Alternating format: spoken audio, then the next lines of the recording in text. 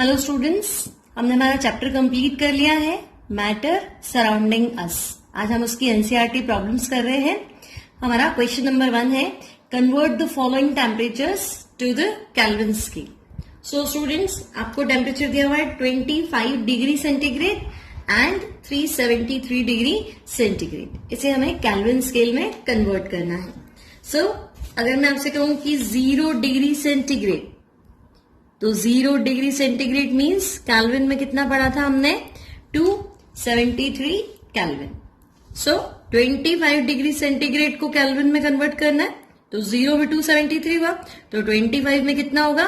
तो हम कहेंगे 25 में अगर हमने 273 ऐड कर दिया, so it will be 298 kelvin. Clear? Similarly 373 है और इसको केल्विन में कन्वर्ट करना है, तो हम इसमें ऐड कर देंगे 273, so it will be 646 kelvin. Next problem है हमारा give reasons for the following observations. अब फर्स्ट ऑब्जर्वेशन आपको दिया है naphthalene balls disappear with time without leaving any solid. अब स्टूडेंट्स हम देखते हैं जो नैफ्थलीन बॉल, जो कपूर होता है ना, वो धीरे धीरे क्या हो जाता है? गायब हो जाता है अपने आप। अगर हम उसे जलाएं तो इंस्टेंट गायब हो जाता है, लेकिन अगर हम उसे ना भी जलाएं और हवा में खुला छोड़ दें नैफ्थलीन बॉल्स को, तो हम क्या देखते हैं? धीरे धीरे वो गायब हो जाती है। अब होता क्या है? तो हम कहेंगे रूम टेम्परेचर पे ही वो सब्लिमेशन शो करता है। सब्लिमेशन हमने पढ़ रखा है। सब्लिमेशन क्या होता है कि सॉलिड से सब्सटेंस सीधा कौन से स्टेट में आ जाता है? Gaseous state without undergoing liquid state. तो सॉलिड है, रूम टेम्परेचर पे वो सॉलिड से किस में बदल गया? गैस में। वेपर बना के गायब हो जाएगा, है ना। तो पीछे कोई सॉलिड, कोई लिक्विड, कुछ भी नहीं छोड़ेगा और डिसअपियर हो जाएगा। नेक्स्ट क्वेश्चन है हमारा we can get the smell of perfume while sitting several meters away. अब स्टूडेंट्स, परफ्यूम की स्मेल हमें दूर से ही आ जाती है, लेकिन अगर कोई सॉलिड है ना, फ्रेग्रेंट वाला कोई सॉलिड, इसमें अच्छी स्मेल आती है, लेकिन वो हमें दूर से नहीं आती। तो होता क्या है? परफ्यूम के अंदर है ना, जो फ्रेग्रेंट पार्टिकल्स है, जो फ्लेवर्ड पार्टिकल्स है, वो गैस फॉर्म में है या वॉलेटाइल सब्सटेंस है, मतलब जिनका वेपर बन सकता है।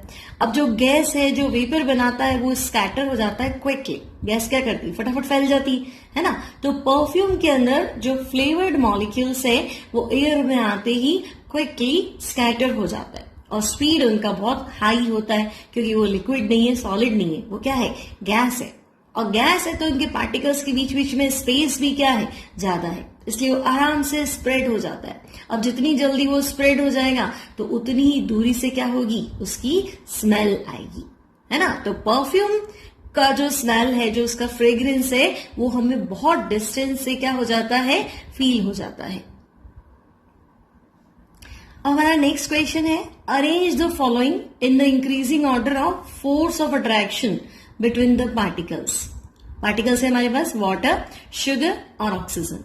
तो students, water means liquid, sugar means solid और ऑक्सीजन यानी गैस। अब आपको पता है सॉलिड में पार्टिकल्स बिल्कुल क्लोज होते हैं, यानी फोर्स ऑफ अट्रैक्शन मैक्सिमम। फिर लिक्विड में थोड़े से दूर होते हैं और गैस में इंटर पार्टिकल डिस्टेंस सबसे ज्यादा होता है, तो फोर्स ऑफ अट्रैक्शन गैस में क्या हो गया? मिनिमम। तो फोर्स ऑफ अट्रैक्शन का ऑर्डर है sugar being solid, maximum interaction, maximum force of attraction, then water being liquid, and last one is oxygen means gas. Next question है हमारे पास what is the physical state of water at 25 degree centigrade, 0 degree centigrade and 100 degree centigrade. तो student 25 मतलब room temperature. अब room temperature पे water क्या होगा? Liquid. So the water will be in liquid form eight normal temperature, यानी कि room temperature. Second one 0 degree centigrade. अब आपको पता है 0 जो है वो वाटर का तो फ्रीजिंग पॉइंट है, तो 0 पे वाटर क्या होगा? फ्रीज होना स्टार्ट होगा। सिमिलरली 0 जो है वो आइस का मेल्टिंग पॉइंट है ना, तो 0 पे आइस क्या होगा? मेल्ट होना स्टार्ट होगा। तो हम बात कर रहे हैं वाटर की, तो 0 degree centigrade is the freezing point of water. तो वाटर फ्रीज होना शुरू हो जाएगा। मतलब फिलहाल तो वाटर है यानी गैसेस लिक्विड स्टेट में है और फ्रीज होके वो किस में आ जाएगा, सॉलिड स्टेट में। तो टेम्परेचर तो यही रहेगा। आपको पता है वाटर लिक्विड से वाटर सॉलिड यानी कि आइस में कन्वर्ट होने में उसको क्या चाहिए, हीट रिलीज करना है यानी latent heat of fusion. Clear student? तो 0 एक ट्रांजिशन टेम्परेचर है वाटर के लिए, तो इसमें ये दोनों स्टेट में मिलेगा, that is liquid state as well as solid state. Next है 100 डिग्री सेंटीग्रेड। तो 100 डिग्री क्या है, वाटर का बॉइलिंग पॉइंट है। तो लिक्विड वाटर 100 पे ही बॉइल होके क्या बनाएगा, गैस वाटर। तो आपको 100 डिग्री सेंटीग्रेड पे वाटर लिक्विड स्टेट में भी मिलेगा एज वेल एज वाटर आपको गैसियस स्टेट में भी मिलेगा। नेक्स्ट प्रॉब्लम है, give 2 reasons to justify. First है water at room temperature is liquid.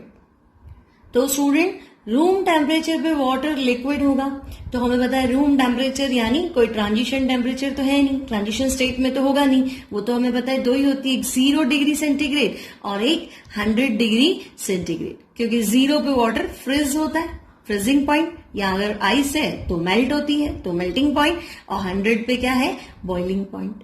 लेकिन रूम टेम्परेचर एक नॉर्मल टेम्परेचर है जिसमें वाटर लिक्विड स्टेट में है, क्योंकि वो लिक्विड की प्रॉपर्टी एग्जिबिट करता है।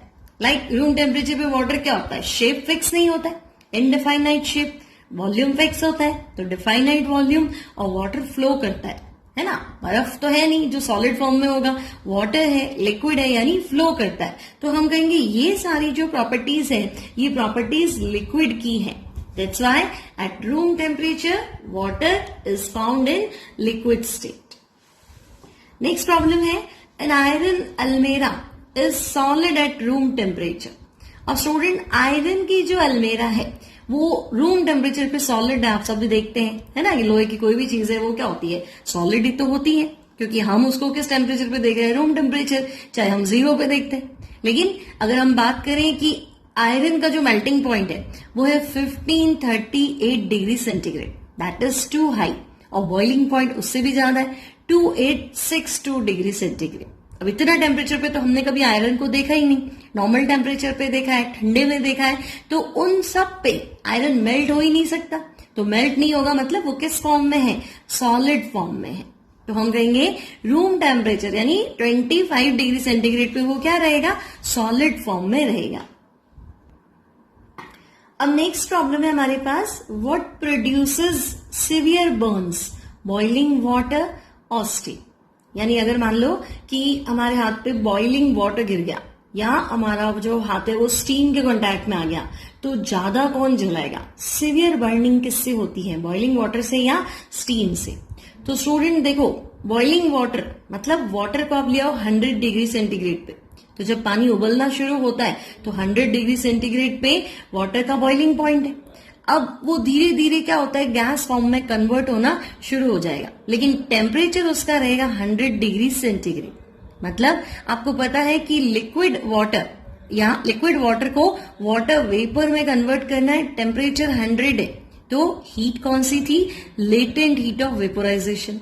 अब जो आपके पास लिक्विड वाटर था, जो बॉइलिंग वाटर था, वो हीट लेगा और धीरे धीरे किसमें कन्वर्ट होगा, स्टीम में। तो ज्यादा हीट किसके पास है, स्टीम के पास है ना। तो स्टीम जो है उससे जो जलन है, जो बर्निंग है वो ज्यादा होगी।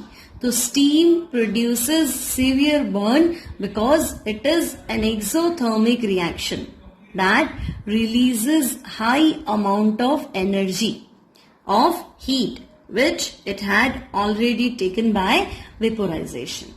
क्योंकि उसको पहले से ही हीट क्या मिल रखी है, ज्यादा मिल रखी है, तभी तो वो स्टीम में कन्वर्ट हुआ। तो जिसके पास हीट ज्यादा है, अब वो स्टीम जब वाटर में कन्वर्ट होगा तो वो उतनी हीट छोड़ेगा, तो वो इतनी हीट छोड़ेगा तो सामने वाली चीज उतनी ही ज्यादा क्या होगी, बर्न होगी। Clear students? नेक्स्ट प्रॉब्लम है, why is ice at 273 Kelvin more effective in cooling than water at the same temperature. अब देखो 273 केल्विन मतलब 0 डिग्री सेंटीग्रेड। अब 0 पे हमें पता है वाटर और आइस दोनों ही क्या होते हैं, इक्विलिब्रियम में होते हैं, मतलब जो आपका वाटर है, लिक्विड वाटर, वो फ्रीज होना शुरू हो जाता है और आइस जो है वो मेल्ट होना शुरू हो जाता है।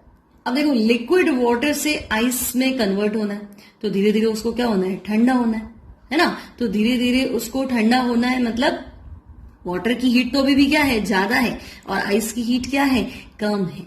So water at this temperature is less effective than ice, क्योंकि ज्यादा कूल कौन है, आइस कूल है ना। क्योंकि वाटर अपनी हीट छोड़ेगा तभी तो आइस में कन्वर्ट होगा, क्योंकि वाटर क्या है, लिक्विड है, आइस क्या है, सॉलिड है। तो लिक्विड से सॉलिड में जाने के लिए हीट क्या करनी पड़ेगी, रिलीज करनी पड़ेगी। सो water at this temperature is less effective than ice, as ice can readily form water through absorption of heat energy equal to latent heat of fusion, which is not possessed by water. Clear students? बर्फ क्या करेगी, जैसे भी जहां भी cool करना है वहां से हीट एब्जॉर्ब कर लेगी और बर्फ खुद किस में कन्वर्ट हो जाएगी, वाटर में। तो जो हीट एब्जॉर्ब करेगी, तो जहां से हीट एब्जॉर्ब करेगी वो सरफेस क्या फील करेगी, कूल फील करेगी। इसलिए 0 डिग्री सेंटीग्रेड पे अगर हम बात करें तो आइस जो है वाटर के कंपैरेटिवली ज्यादा कूल है। नेक्स्ट प्रॉब्लम है, name A B C D E and F in the following diagram showing a change in its state.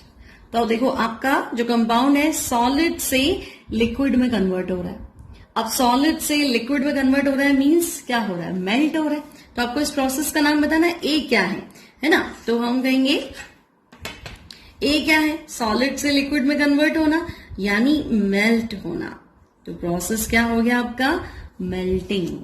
Clear? और मेल्टिंग नहीं लिखे तो हम उसको फ्यूजन भी लिख सकते हैं। मेल्ट होना, लिक्विड से सॉलिड से लिक्विड में कन्वर्ट होना, या फ्यूजन या लिक्विफिकेशन, लिक्विड में कन्वर्ट होना, किसका, सॉलिड का। सिमिलरली लिक्विड से गैस, तो मान लो पानी है, उसको बॉईल करेंगे तो क्या हो जाएगा, गैस में कन्वर्ट हो जाएगा। तो प्रोसेस का नाम क्या है, लिक्विड से अगर आप गैस में कन्वर्ट करते हैं तो लिक्विड से गैस क्या होता है, वेपोराइजेशन। अब हमने एक और पढ़ा था इवेपोरेशन, है ना, गीले कपड़े हवा में रखते सूख जाते, तो वो भी क्या था, लिक्विड से गैस में कन्वर्ट होता है। तो वेपोराइजेशन या फिर हम इसे इवेपोरेशन भी कह सकते हैं। नेक्स्ट है सी पॉइंट, गैस से लिक्विड। अब गैस जो है वो लिक्विड में कन्वर्ट हो गई, तो मैंने आपको कहा था पानी को गर्म करो तो बॉईल हो जाएगा, गैस में कन्वर्ट हो जाएगा।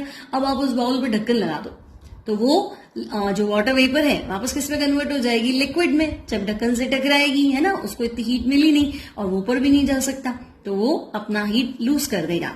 तो गैस से लिक्विड में कन्वर्ट होना, इस प्रोसेस को हम कहेंगे कंडेंसेशन।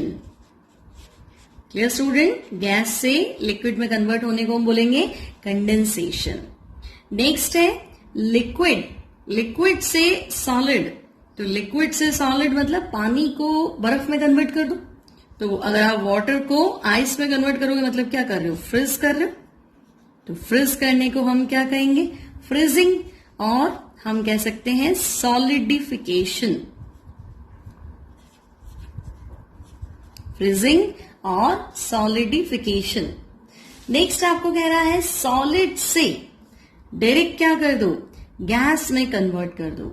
तो अभी हमने पढ़ा है कि सॉलिड को हीट कर दिया और डायरेक्ट किस में कन्वर्ट हो गया, गैस में, without coming in liquid state.